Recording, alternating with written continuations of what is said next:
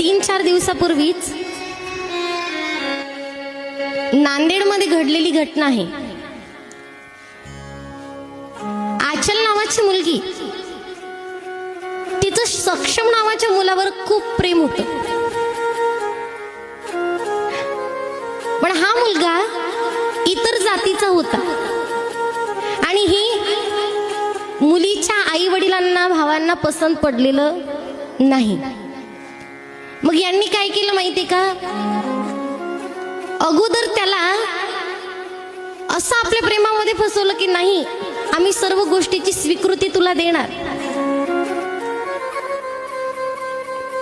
त्या मुलाला खूप आपल्या प्रेमामध्ये घेतलं आणि त्याच मुलीच्या भावानी आणि वडिलांनी त्या सक्षमला काय केलं, त्याच्या अंगामध्ये 3 गोळ्या घातल्यात अगोदर। तो मरण पावला नाही म्हणून 1 गोळी त्याच्या डोक्यामध्ये घातली आणि त्या मुलाला गतप्राण केलं।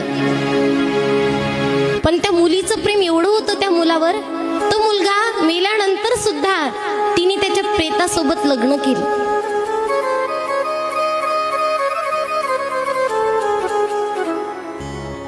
काही काही वेळेला आपण सुद्धा चुकत असतो बरं। बघा, प्रेम करणं ही वाईट गोष्ट नाही, प्रेम करा, पण प्रेम केल्यानंतर पुढच्याचा सुद्धा तुम्ही विचार करा।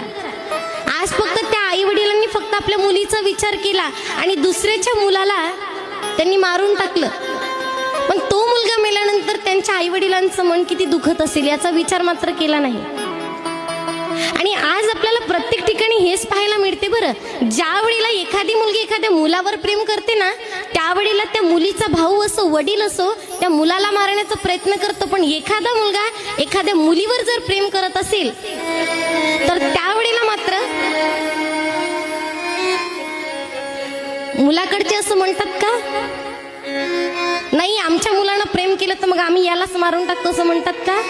नाही, मग त्यावेळेला आपण आपल्या स्वतःच्या मुलाचा विचार करत असतो की नाही, तो माझा पोटचा गोळा आहे, माझ्या मुलाला मी मारणार नाही।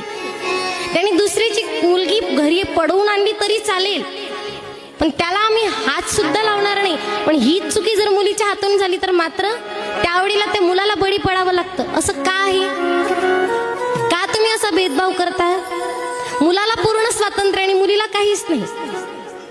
हो, तुमची स्वप्न आहेत, प्रत्येकाला वाटतं की नाही आपल्या मुलीचं लग्न आपण आपल्या हाताने करावं,